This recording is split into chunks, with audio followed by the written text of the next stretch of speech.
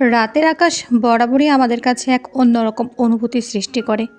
আমি সেই সব আকাশের কথা বলছি যেখানে রাতভর তারারা খেলা করে, জানান দেয় তাদের উপস্থিতি, ঔজ্জ্বল্য দিয়ে ভরে তোলে আমাদের হৃদয়। একরাশ সৌন্দর্য নিয়ে হাজির হয় রাতের আকাশ আমাদের চোখে। আমরা মুগ্ধ দৃষ্টিতে তাকিয়ে থাকি, বোঝার চেষ্টা করি সৌন্দর্যের গঠনটা। অতপর উদাস মনে ঘুরে বেড়াই তারা থেকে তারাতে। ছাদের ঠিক এক প্রান্তে উদাস ভঙ্গিতে আকাশের পানে তাকিয়ে আছে রজনী। জীবনের সাথে ঘটে যাওয়া না মেলা অঙ্কগুলো পুনরায় মেলাতে চাচ্ছে, কিন্তু না, এই অঙ্কগুলো মিলাতে অক্ষম। দীর্ঘশ্বাস ফেলে চোখ বন্ধ করতে টুপ করে চোখের কার্নিশ পেয়ে গড়িয়ে পড়ল দুফোঁটা অশ্রু। রাত এখন 1:45 বাজে। সবাই ঘুমে বিভোর, অথচ রজনীর চোখে ঘুম নেই। 2 বছর হতে চলল, সে কবে শান্তির ঘুম দিয়েছিল মনে পড়ছে না। রজনী সন্তর্পণে চোখের অশ্রুটুকু মুছে নিল। এবার রুমে ফেরা উচিত, ঘুমের মেডিসিন খেয়ে ঘুমানোর প্রস্তুতি নিতে হবে তো। ঘরে যাওয়ার জন্য পেছন ফিরতেই রজনী দেখে রুয়ার ঠিক তার সামনেই নির্নিমেষ চেয়ে আছে তার দিকে। রজনী চমকালো না, মৃদু হেসে বলল, কখন এসেছিস? বুঝতেই পারিনি। রুয়াত কয়েক কদম এগিয়ে আসলো রজনীর দিকে, শাসনের সুরে বলল, তোমাকে আমি কি বলেছিলাম আপা? বলেছিলাম না রাতে ছাদে আসতে না? এখন বাজে কয়টা জানো? রুয়াতে শাসন দেখে রজনী হাসি পেল, কিন্তু ভিতরে দমে রাখলো হাসিটা। 1টার মতো বাজে মনে হয়। ঘুম আসছিল না, সেজন্য একটু তারাদের সাথে গল্প করতে এসেছি। ঘুম কেন আসবে না? আবার মনে করছো ওইসব, তাই না? রজনী হাসলো, কিন্তু এই হাসির রেখার আনন্দ নেই, আছে একরাশ চাপা তিক্ততা। রজনী রুয়াসের পাশ কাটিয়ে ছাদ থেকে নেমে যেতে যেতে বলে, রুমে গিয়ে ঘুমা, আমাকে নিয়ে অযথা চিন্তা করিস না। রজনী চলে গেল। রুয়াত ততক্ষণ তাকিয়ে রইল রজনীর পানে, যতক্ষণ রজনীকে দেখা যায়। সাফায়েতরা সন্ধ্যা নামার পরপরই চলে গিয়েছে শিকদার বাড়ি থেকে। রুয়াত রাতের খাবার খেয়ে ঘুমিয়েছিল না। রুমে দরজা খোলা রেখে লাইট বন্ধ করে বিছানায় আদো শোয়া হয়েছিল। যেহেতু ছাদে যেতে হলে রুয়াতের রুম ক্রস করে যেতে হয়, রজনী ছাদে যাওয়ার সময়ই রুয়াত দেখতে পেয়েছিল তার বোন ছাদে যাচ্ছে। সেজন্য শোয়া থেকে উঠে সেও ছুটে আসে বোনের পেছন ছাদে। রুয়াত দীর্ঘশ্বাস ফেলল, আকাশে থাকা তারাগুলোর দিকে তাকিয়ে বলল, পৃথিবী, তুমি এতটা নিষ্ঠুর কী করে হলে আমার আপার ক্ষেত্রে? সব ভালো মনের মানুষদেরই কেন তুমি এক আকাশ সম কষ্ট দাও? আমার আপার কষ্ট যে আমার সহ্য হয় না। যদি ক্ষমতা থাকতো আমার, ট্রাস্ট মি, আপার জীবনে সব দুঃখ, সব তিক্ততা, গ্লানি চিরতরে মুছে ফেলে পৃথিবীর সমগ্র সুখ আনন্দ একটা র্যাপিং পেপারে মুড়ে নিয়ে আপার সামনে মেরে ধরতাম। আপার ধারে কাছে কোনো দুঃখকে আসতে দিতাম না। পৃথিবী, তুমি বড্ড বোকা, মানুষ চিনতে পারো না। অসৎ খারাপ লোকগুলোকে কি সুখীতে রাখো, আর সৎ ভালো মানুষগুলোকে অসুখে। তোমার বিচার হওয়া উচিত ভুল মানুষকে সুখ দেওয়ার জন্য। রুয়াত পৃথিবীর ওপর একরাশ বাজে অনুভূতি নিয়ে ছাদ থেকে নেমে গেল। সাফায়েত আর সাদমান দাঁড়িয়ে আছে বেলকনিতে। সাফায়েতের দৃষ্টি রাস্তার জ্বলতে থাকা ল্যাম্পপোস্টের আলোতে। সাদমানের হাতে কফির মগ। সাদমান গরম ধোয়া ওটা কফিতে চুমুক দিয়ে বলে, ব্রো, সামনে বিয়ে তোমার। আবার কবে তোমার সাথে এভাবে রাত জেগে রাতের আকাশের মুগ্ধতা দেখবো জানা নেই। সাফাত ঘাড় বেঁকিয়ে তাকালো সাদমানের দিকে। এমনভাবে ছেলেটা বলছে মনে হয় সে সারাদিন বউ নিয়ে পড়ে থাকবে। হঠাৎ এই কথা বলছিস কেন? কোন কথা? এই যে রাত জাগতে পারবি না। ঠিকই তো বললাম, ভেবে দেখো, তোমার বিয়ে হয়ে গেলে কি আর তুমি বউ রেখে আমার সাথে রাত জাগবে? তখন তাড়াতাড়ি দরজা আটকিয়ে ঘুমিয়ে পড়বে, ডেকেও পাওয়া যাবে না তোমায়। সাফাত কান টেনে ধরল সাদমানের। হতচ্ছাড়া, তুই সব জানতা নাকি? আমি পুরুষ, সেজন্য জানি। তার মানে তুই এটা করবি? বিয়ে করে বউকে রেখে ঘর থেকেও তো মনে হয় বের হবি না। ডেকে টেনেও বের করা যাবে না।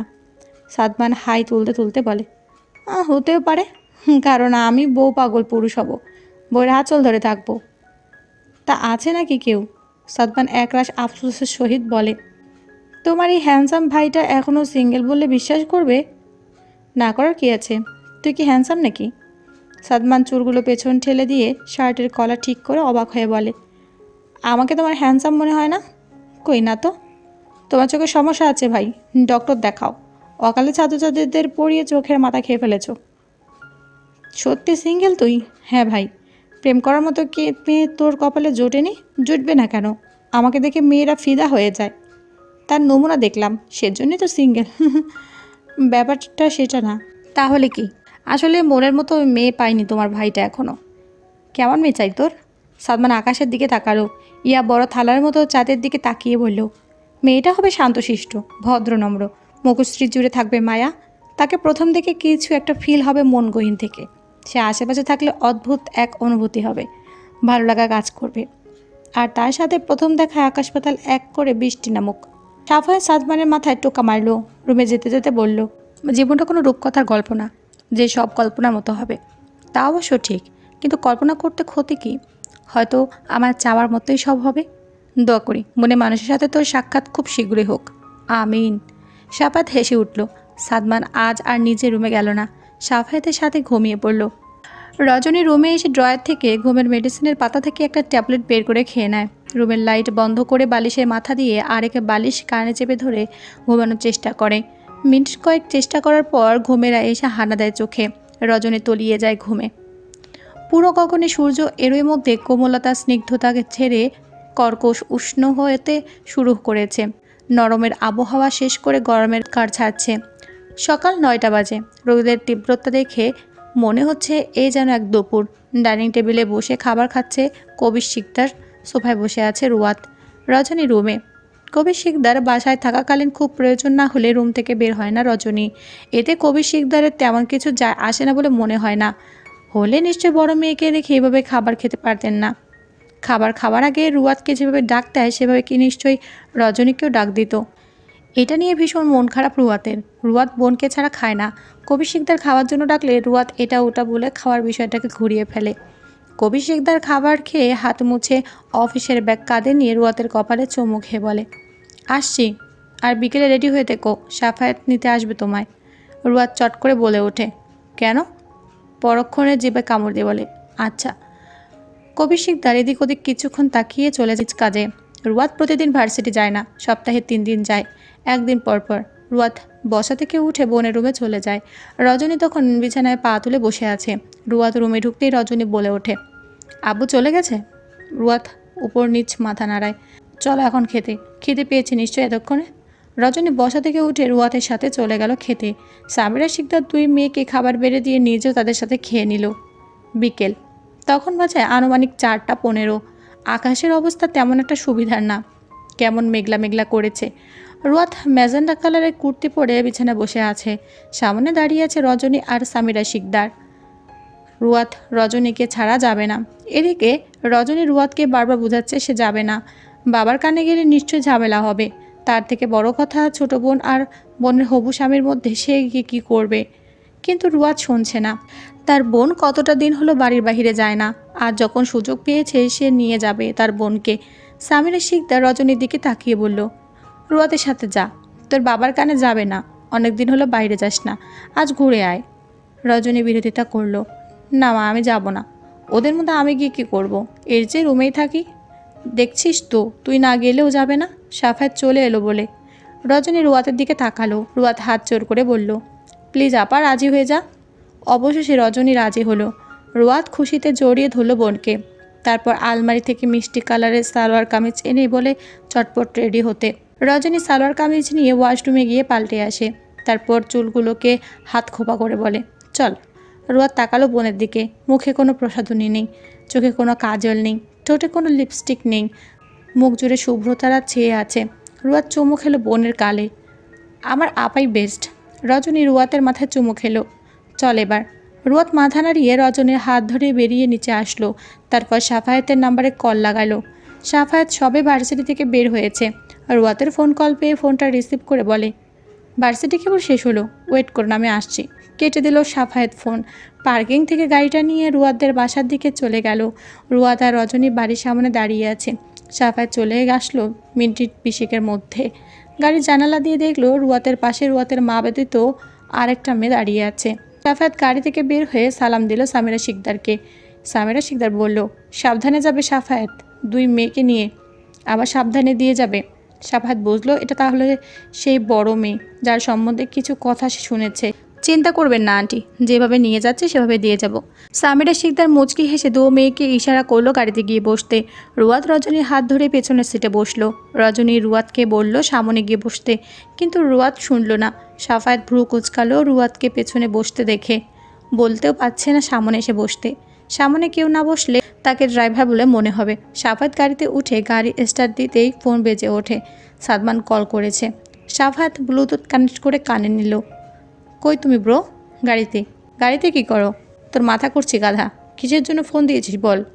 আজ না ভাবিকে নিয়ে বেরোনোর কথা তোমার? হ্যাঁ। তো যাচ্ছ না কেন? কে বললো আমি যাচ্ছি না?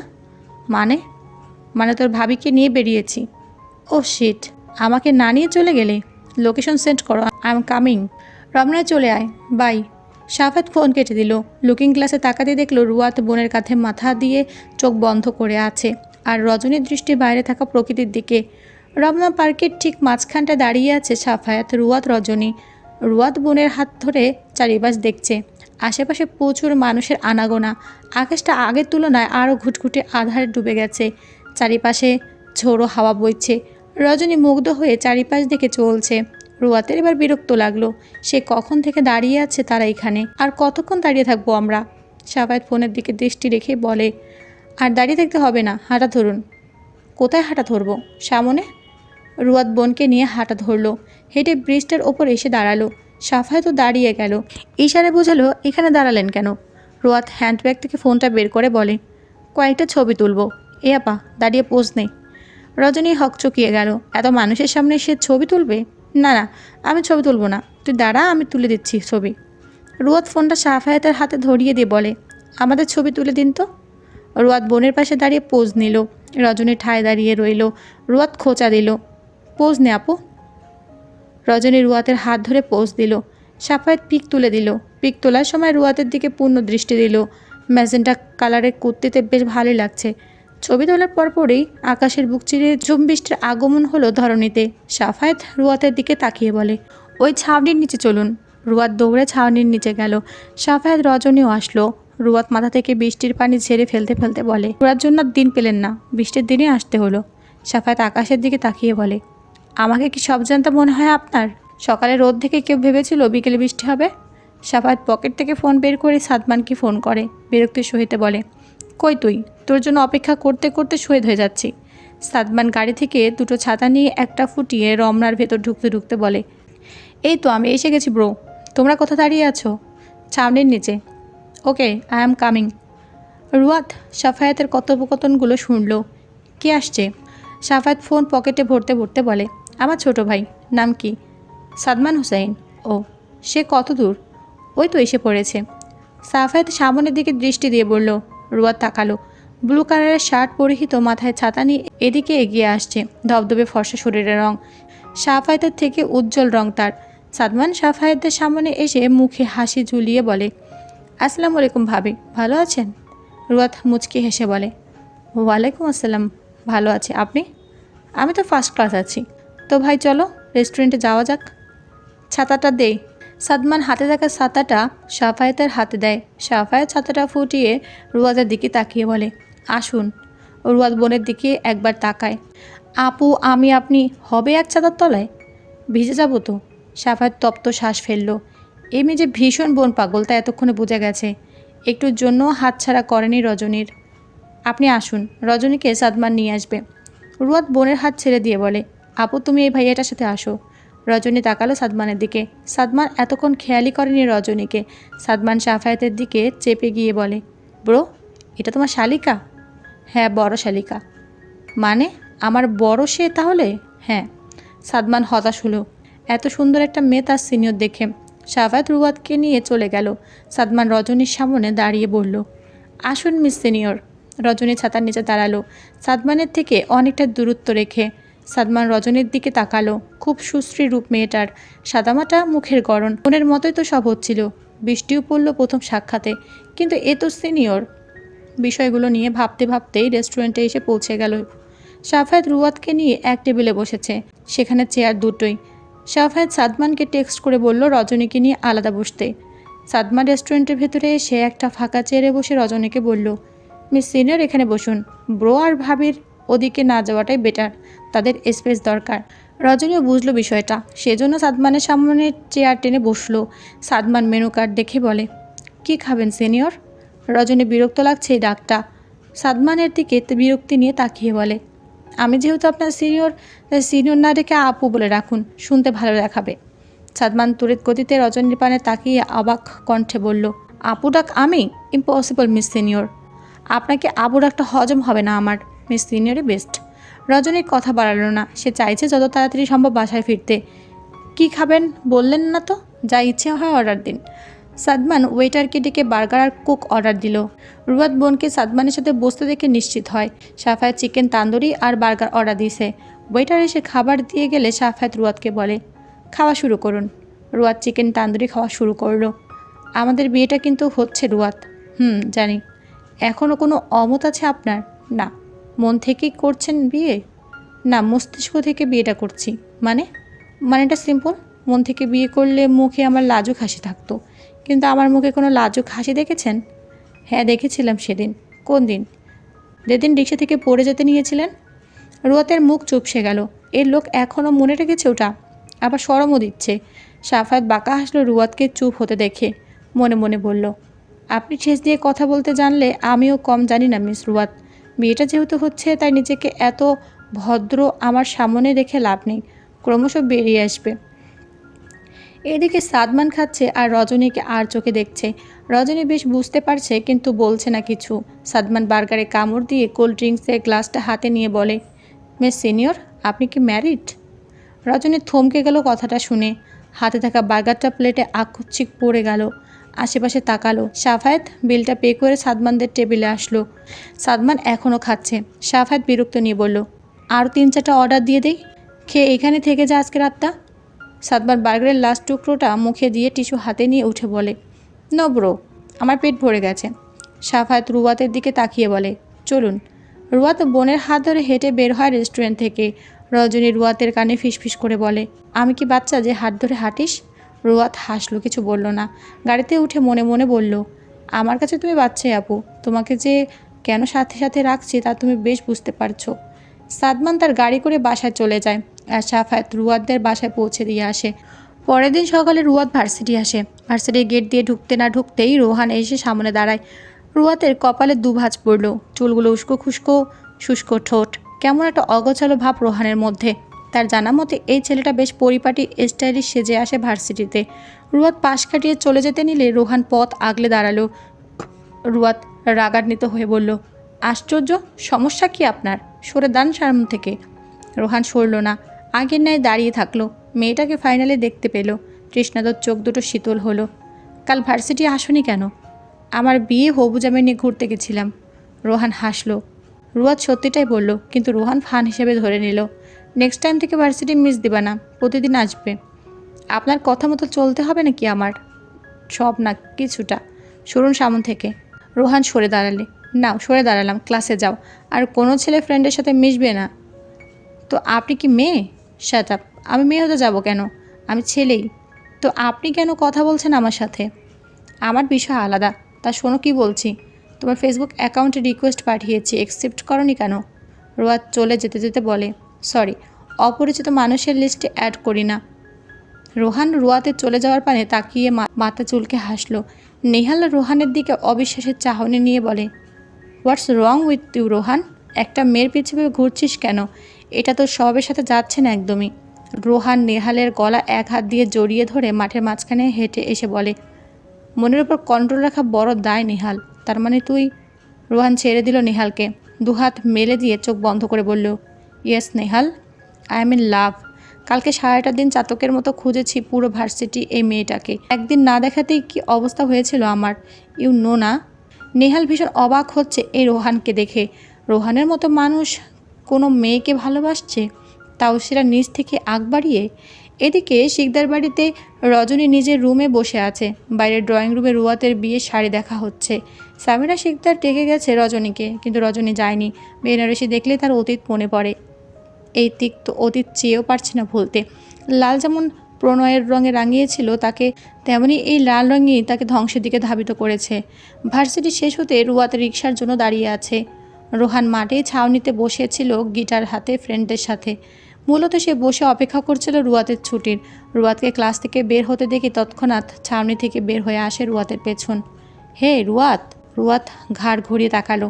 রোহানকে দেখে ভ্রু কুচকে আসলো। হোয়াট? রিকশার জন্য দাঁড়িয়ে আছো? হ্যাঁ। রোহান হাঁটা ধরলো সামনের দিকে। মিনিট 5 মধ্যে একটা রিক্সা নিয়ে ফিরল। রুয়াতের সামনে রিক্সাটাকে দাঁড় করিয়ে বলল, এই রিক্সাওয়ালা মামা, ওনাকে স্ট্যান্ড অবধি পৌঁছে দিয়ে আসবা। এমনিতে রুয়াতের তাড়াতাড়ি বাসায় ফিরতে হবে, সেজন্য রোহানের আনা রিক্সাতে উঠে চলে গেল। স্ট্যান্ডে পৌঁছে রিক্সাওয়ালাকে ভাড়া দিতে চাইলে রিক্সাওয়ালা বলেন, ভাড়া দিয়ে দিছে মামায়। রুয়াত তবুও সাধল, কিন্তু নিল না।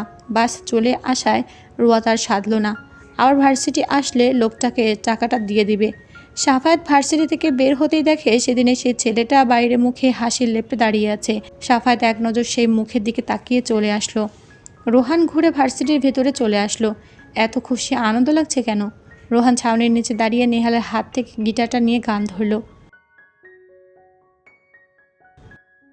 নেহাল সহ ওর সব ফ্রেন্ড মুগ্ধ হয়ে শুনল রোহানের গান। রোহান গিটারে সুর তুলছে আর মুখে লেগে আছে সে মাতাল করা হাসি। চোখের সামনে ভাসছে রুয়াতের মুখখানা। কিভাবে কি হয়ে গেল চোখের নিমেষেই। রুয়াতের বাসা আস্তে আস্তে 3:30 বেজে যায়। বসার ঘরে মা বোনকে বসে থাকতে দেখে কাঁধের ব্যাগটা সোফায় রেখে বসে পড়ে। সামিরা শিকদার মেয়েকে দেখে বলেন, রুমে যা, গিয়ে দেখ কোন শাড়িটা পছন্দ হয়। রুয়াত অবাক হয়ে বলল, কিসের শাড়ি মা? কিসের আবার বিয়ের? যা দেখে আয়। রুয়াত রুমে আসলো। বিছানা 4টা শাড়ি, বেনারসি 2টো লাল আর কমলা, আর একটা হলুদের শাড়ি। বেনারসি 2টো দেখে 2টো হাতে নিয়ে নিচে আসে। সামিরা শিকদারের সামনে দাঁড়িয়ে বলে, বেনারসি 2টো কেন মা? সামিরা শিকদার বড় মেয়ের দিকে তাকালো। রজনী অন্যদিকে তাকিয়ে আছে। সামিরা শিকদার ছোট মেয়েকে টেনে সাইডে নিয়ে যায়। যে কোনো একটা পছন্দ কর, সেখানে 2টো থাকুক আর 3টে। রুয়াত লাল বেনারসিটা পছন্দ করলো। ওটা হাতে নিয়ে ফের রুমে আসলো। সামিরা শিকদার কমলা রঙের বেনারসিটা নিয়ে নিজের রুমে রেখে আসলেন। আর 2 দিন বাদে ছোট মেয়ের বিয়ে। ঘরোয়াভাবেই বিয়েটা। আত্মীয় স্বজন বলতে 2-1 জন আসবে। বাড়িঘর তেমন সাজানো হয়নি বিশেষ কারণে। খুব সিম্পলভাবেই বিয়ে, যেমন কাবিন করার সময় হয় তেমনভাবেই। কবির শিকদার 3 দিনের ছুটি নেবেন অফিস থেকে, সেজন্য আজ বেশি করে কাজ করে রাখছেন অফিসে। রুয়াত বেলকনিতে বসে আছে, কানে তার হেডফোন। ফোনে বাজছে গান। 2 দিন পর বিয়ে, অথচ হবু স্বামীর সাথে তেমন একটা কথাবার্তা হয় না। বিয়ের পর স্বাভাবিক সম্পর্কে যেতে কত সময় লাগবে কে জানে। কথাটা ভাবতেই ফোনে ফোন কল আসে। রুয়াত ভাবে সাফায়াতের ফোন কল, তাই কিছুটা হাসি আসে মুখে, কিন্তু পরক্ষণে আননোন নম্বর দিকে ভ্রু কুচকে আসে। ফোন ধরল না রুয়াত। কেটে গেল ফোন। রুয়াত রেলিংয়ের ওপর 2 হাত দিয়ে মাথা ঠেকিয়ে দেয়। আবার ফোন বেজে ওঠে। রুয়াত এবার রিসিভ করে, ব্রো পাঞ্জাবিটা অনেক সিম্পল। বিয়েতে কেউ সিম্পল পরে? সাফায়াত তাকালো সাদমানের দিকে। আমি পড়ি। রসক্ষীণ কাকঠোক্কা মানুষ তুমি, সবার থেকে ভিন্ন রসের তো হবে, জানিসই তো, তাহলে বলছিস কেন? এবার তো নিজেকে বদলাও, বিয়ে করছো তুমি, রোমান্টিক হতে শেখো। সাফায়াত ভ্রু কুচকে বলল, তুই শিখাবি আমায়? তোর থেকে শিখতে হবে? রোমান্স কি আমি তোর সাথে করব? আরে কি যে বলো না ব্রো, আমি কেন শিখাবো? আর আমি কি গেয়ে নাকি? তাহলে রোমান্টিক হতে তুই কেন বলছিস? বলবি আমার বউ, তোর ভাবি। আমার ভুল হয়ে গেছে তোমাকে বলা, আমাকে ক্ষমা করে দাও প্লিজ। 2 হাত জোর করে বলল সাদমান। সাফায়াত ল্যাপটপটা কোল থেকে নামিয়ে হাত ঘড়িতে সময় দেখে বলে, আমার রুম থেকে এখন যা, আর আমার বিয়ের পরপরই আমেরিকা ব্যাক করবি। সাদমান বসা থেকে উঠে বলে, নো ওয়ে ব্রো, আমি বিয়ে না করে আমেরিকা ব্যাক করছি না, সোজা বউ নিয়ে চলে যাব। তোর মতো বেকার ছেলের কাছে কোন মেয়ের বাবা তার মেয়েকে দেবে শুনি? এ যদি একান্তই নাই দেয় কোনো মেয়ের বাবা, তোমার শালিকাকে নিয়ে আসবো। সাফায়াত সাদমানকে রুম থেকে ঠেলে বের করতে করতে বলে, আমি জেনে শুনে আমার শালিকার জীবন নষ্ট করব না তোর মতো বেকারের হাতে তুলে দিয়ে। সাদমান দরজায় 1 হাত দিয়ে বলে, রোম্যান্স করলে ব্রো আমায়? হ্যাঁ করলাম, সময় আমারও আসবে। আমিও চাই তোর সময় আসুক, অতি শীঘ্রই আমেরিকা যাওয়ার। সাদমান বুক বেঁকিয়ে চলে গেল। সাফায়াত দরজা আটকে লাইট নিভিয়ে শুয়ে পড়ল বিছানায়। পরের দিন শেষ বিকেলের দিকে ঝুম বৃষ্টির আবির্ভাব হলো। আত্মীয়রা বলতে রুয়াতের ফুপি এসেছে তার ছেলেকে নিয়ে। ছেলের বয়স 10 বছর। আর কোনো আত্মীয় আসেনি। কাল গায়ে হলুদ রুয়াতের। আজ এমন বৃষ্টিতে ভীষণ বিরক্ত শিকদার বাড়ির মানুষ। রুয়াত আর রজনী জানালার সামনে দাঁড়িয়ে বৃষ্টি দেখছে। রুয়াতের ডান হাত বাড়িয়ে দিয়েছে বৃষ্টির পানিগুলো ছুঁয়ে দেওয়ার জন্য। রজনী নির্নিমেষ তাকিয়েছে বৃষ্টির দিকে। এমনই এক ঝুম বৃষ্টির দিনেই তো সেই প্রিয় মানুষটার সাথে দেখা হয়েছিল রজনীর। আচ্ছা, অপ্রিয় ঘৃণিত তালিকায় থাকা মানুষটা কেমন আছে? যার জন্য রজনীকে ছেড়ে দিয়েছিল, তাকে কি পেয়েছে সে? একটা বারও সে রজনীর দিকটা ভেবে দেখল না। সে বুঝল না রজনীর মনের ব্যথা। আজও সে গুমড়ে মরে, সত্যিটা মেনে নিতেই পারে না। এই অপূর্ণতার জীবনকে সে ঘৃণা করতে শুরু করেছে। কি এমন ক্ষতি স্রষ্টা তাকে পূর্ণতার চাদরে মুড়িয়ে দিল? ভালো তো বেসেছিল নফিলকে, পরিবারের বিরুদ্ধে গিয়ে ওই মানুষটা হাত ধরেছিল, আর সে কি করলো? মাঝ রাস্তায় এসে হাতটা ছেড়ে দিল। বুকটা কি একটু জন্য কাঁপেনি সেদিন নফিলের? পুরুষ মানুষের ভালোবাসা বুঝি এমনই হয়? তার করা সেদিনের একটা ভুলের জন্য যে রজনী আজও সাফার করছে মারাত্মকভাবে, সেটা কি নফিল জানে? এই সাফারের শেষটা কোথায় কে জানে? সুস্থ স্বাভাবিক একটা মানুষকে নফিল অসুস্থ বানিয়ে ছাড়লো। রুয়াদ জানালার হুট করে নিচের দিকে তাকাতে থমকে যায়। রোহান দাঁড়িয়ে আছে ঠিক তার বাসার নিচে, দৃষ্টি রুয়াতের রুমের জানালার দিকে। রুয়াত তড়িঘড়ি করে জানালা বন্ধ করে দিল। রজনী হাত টেনে বিছানায় বসালো। রুয়াতের অস্বাভাবিক কর্মকাণ্ড দেখে রজনী কপালে সূক্ষ্ম দুভাঁজ পড়ল। কি হয়েছে তোর? মনে হলো কাউকে নিচে দেখে চোরের মতো টেনে নিয়ে আসলি। রুয়াত হাসার চেষ্টা করে বলে, না না, তেমন কিছু না, বৃষ্টির ভালো লাগছে না সেজন্য। ও আচ্ছা, রোহানের উপর জাস্ট বিরক্ত হচ্ছে রুয়াত। রোহান রুয়াতের বাসার নিচে ছাতা মাথায় করে দাঁড়িয়ে আছে। রুয়াতকে আজ ভার্সিটিতে দেখতে না পেয়ে রুয়াতের ক্লাস ফ্রেন্ডের থেকে রুয়াতের বাসার অ্যাড্রেস নিয়ে এক নজর দেখার জন্য চলে আসে। রুয়াতকে জানালার বাহিরে হাত বের করে বৃষ্টির পানি ছুঁতে দেখে মুগ্ধ হয়ে তাকিয়েছিল রুয়াতের দিকে। কি এমন আছে এই মেয়ের মধ্যে যে তাকে এত জানে?